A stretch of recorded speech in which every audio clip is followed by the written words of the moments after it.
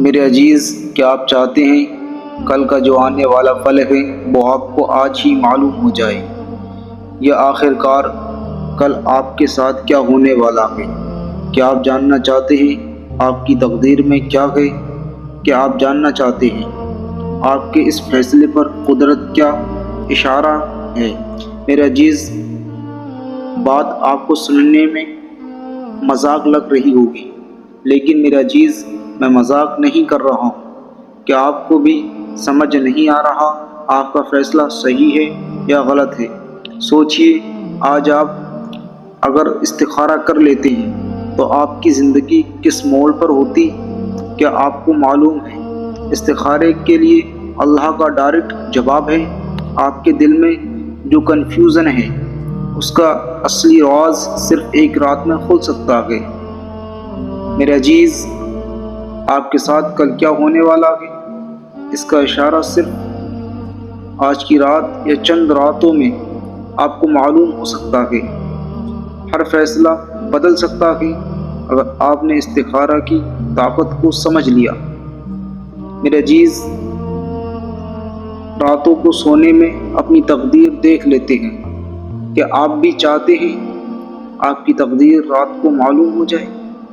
میرے عزیز، میں بات کر رہا ہوں استخارے کی، جس کے تعلق سے آپ نے شاید سنا ہوگا۔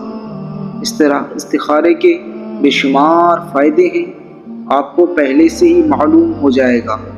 آخر کار آپ کا فیصلہ صحیح کیا ہے کیا غلط ہے یہ بھی آپ کو معلوم ہو جائے گا، اور ہر جائز مقصد کے لیے، ہر جائز کام کے لیے استخارہ کر سکتے ہیں۔ میرے عزیز، آپ کو استخارے کے بارے میں کچھ باتیں بتا دیتا ہوں کہ آخر اس کو کیسے کیا جاتا ہے، اس کا کیا طریقہ ہے، اسے کس طریقے سے کیا جاتا ہے۔ ہاں میرے عزیز، یہ بہت پاورفل استخارہ ہوتا ہے، جس سے آپ کو پتہ چل جائے گا کہ آپ کے ساتھ میں کیا ہونے والا ہے۔ استخارے کی بہت زیادہ فضیلتیں بھی آئی ہیں۔ آئیے میرے عزیز، میں اس کو شروع کر رہا ہوں، آپ اس کو غور سے سن لیں۔ میرے عزیز، میں سب سے پہلے آپ کو بتا دینا چاہتا ہوں، میں جو کچھ بھی بتا رہا ہوں یہ میں اپنی طرف سے نہیں بتا رہا ہوں، بلکہ یہ باتیں کتابوں میں موجود ہیں۔ یہ آپ جو سامنے کتاب دیکھ رہے ہیں، جو کسی چیز کا انجام معلوم کرنا چاہتا ہے کہ اس کو معلوم ہو جائے خواب میں کل کا جو پل ہے اس کا وہ کیسا گزرے گا، تو اس کے لیے آپ کو استخارہ کرنا ہے۔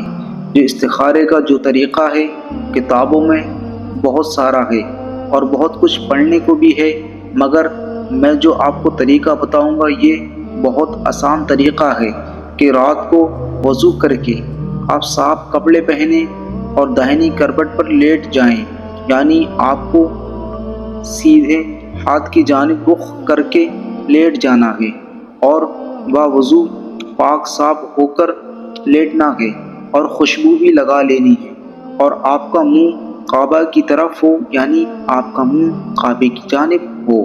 نماز کا خیال رکھنا ہے، یعنی یہ سارے کام نماز عشاء ادا کرنے کے بعد ہی کرنا ہے۔